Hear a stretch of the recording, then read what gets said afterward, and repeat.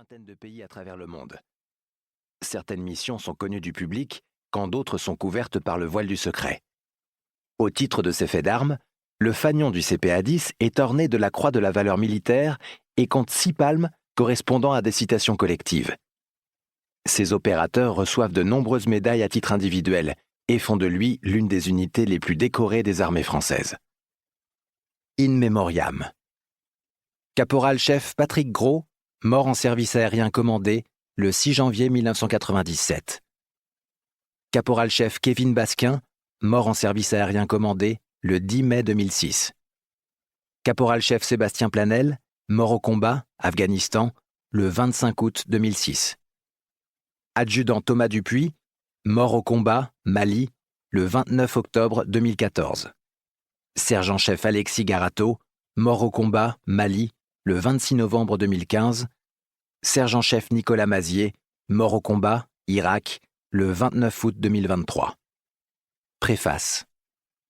Je ne vous demande pas le repos, ni la tranquillité, ni celle de l'âme, ni celle du corps.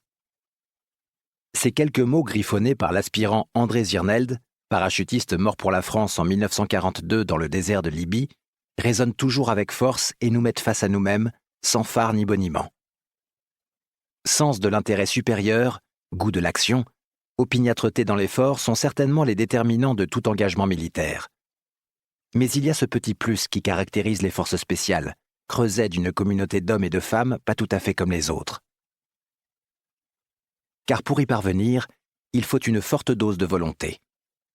Pour trouver ensuite sa place au sein de la meute et être reconnu comme un opérateur ou un chef de confiance, il faut beaucoup de travail, de rigueur et d'humilité.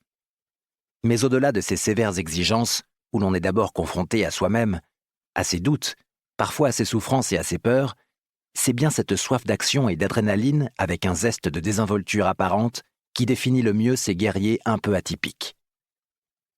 Côtoyer le danger est le sel de la vie. Mais cela n'a de sens que pour de grandes causes. On ne joue pas au dé avec sa vie ou avec celle des autres. On l'expose pour protéger les intérêts de la nation, mais aussi ce qui nous est cher, afin de léguer à nos enfants un héritage civilisationnel en se battant contre tous les périls qui l'entourent. Et il n'en manque pas. Chacun le fait à sa façon. Les forces spéciales le font dans l'ombre, les armes à la main, pour dissuader ou contraindre leurs adversaires plus ou moins violemment, mais aussi parfois pour sauver, lorsqu'il faut extraire des compatriotes ou des partenaires en détresse. Surprendre et agir de façon fulgurante, puis disparaître, est leur marque de fabrique. Elle est le corollaire d'un savoir-faire qui consiste à agir avec une grande précision, en tout petits effectifs certes vulnérables, mais très agiles pour exploiter au mieux les situations dans des environnements souvent très hostiles. Le risque les accompagne, les mauvais coups parfois aussi. Dans cette confrontation avec la mort, l'humour et le cynisme sont souvent les meilleurs antidotes. Il n'y a aucune légèreté dans ces attitudes, plutôt même une profonde humanité chez ceux qui ont déjà pleuré des camarades tombés au feu et qui connaissent mieux que quiconque le prix de la vie. Mais il faut rester debout et avancer, car chaque jour est un nouveau combat. Les lamentations n'y ont pas leur place, pourtant les émotions sont bien là. Mais elles sont enfouies sous des carapaces qui parfois se fissurent. C'est le trop-plein de stress ou l'odeur entêtante de la blessure et de la mort qui peuvent en terrasser certains, même les plus aguerris car nul n'est infaillible. Alors les coudes se resserrent et la meute protège, car on ne laisse jamais personne sur le bord du chemin. Ce sont tous ces sentiments souvent difficiles à partager avec ceux qui n'ont pas vécu les mêmes choses que le récit de Stan met en relief avec beaucoup de sobriété et de pudeur. De simplicité même, comme si sauter d'un avion en pleine nuit pour ensuite donner l'assaut sur un groupe de terroristes était quelque chose de presque banal. Pour autant, à chaque fois, ces hommes s'exposent et se révèlent dans ce qu'il y a de plus beau dans la nature humaine.